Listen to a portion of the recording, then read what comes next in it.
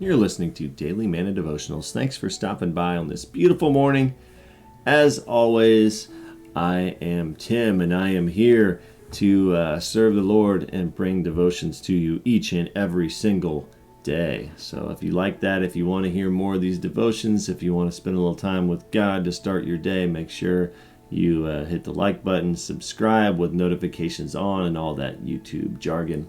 The title of today's devotion is Where Are You Looking? Scripture. Then Peter, turning around, saw the disciple whom Jesus loved following. Peter, seeing him, said to Jesus, "But Lord, what about this man?" John 21:20-21. The first thing you do after God speaks to you is critical. Jesus was telling Peter what type of ministry he would have and what type of death he would suffer.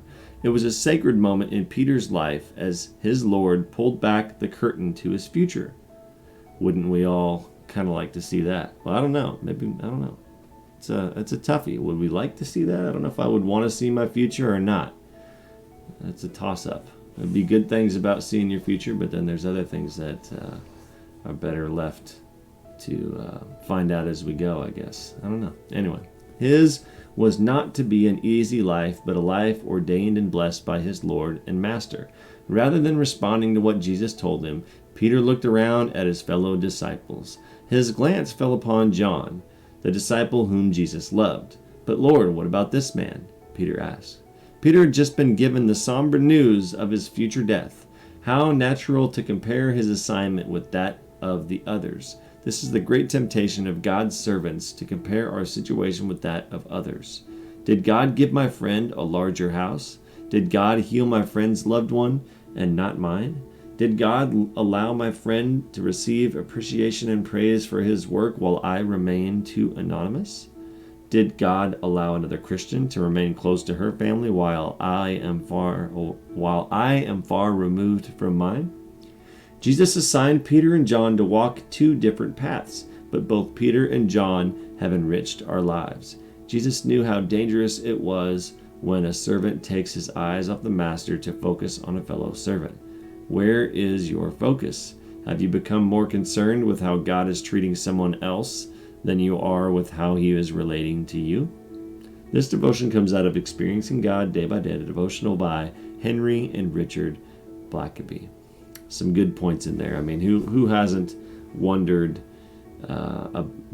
things like that? Those thoughts kind of creep into everybody's mind, right? About, if you're going through a tragedy or something like that, or somebody passes away at a young age, things like that really make you wonder, what's going on, God? Or you see, for me, there's been times where I've seen, people that I know, at least they don't live Christian lives by any stretch of the imagination. I don't know if they're Christians or not, but be blessed beyond reason. They got the great family, they got not only the great family and all that, but also the money and no worries financially, things like that. And it is interesting to see that and then think, how come some of the Christians that I know, that some of the strongest Christians that in my opinion anyway, are really close to God and great faithful servants, find themselves losing a child or living in pain or poverty,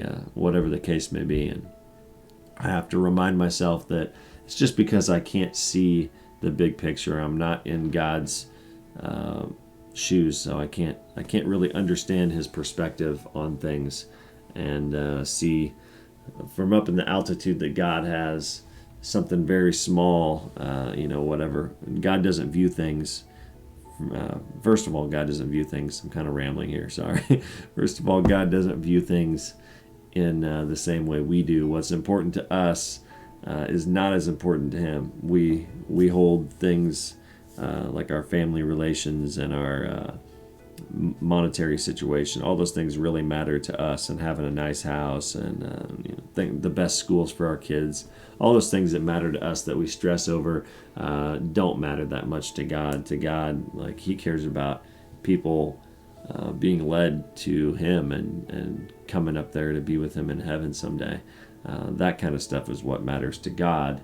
So we just have to remind ourselves, or me personally anyway, when I start questioning, like, why is that happening? How come that person gets that? How come this person's dealing with this? How come, like my mom, for instance, has struggled with health issues her whole life, and I always have wondered about that. Why my mom has been a faithful servant to God and gone to church and Bible studies and led youth groups and sang in church and all this stuff for God for years and years. Why is she plagued with all these health issues and have to live with that?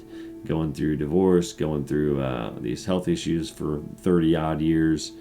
It's difficult to understand that, but at the same time, like I said, God's perspective on things is totally different. So, maybe my mom has gone through those things because there has been somebody, even if it's one person along the way, or potentially more, that have seen her struggle and thought, like, how does she maintain her positive attitude through this? How does she get through all this? Oh, maybe it's because she's a Christian. Maybe there's something to that.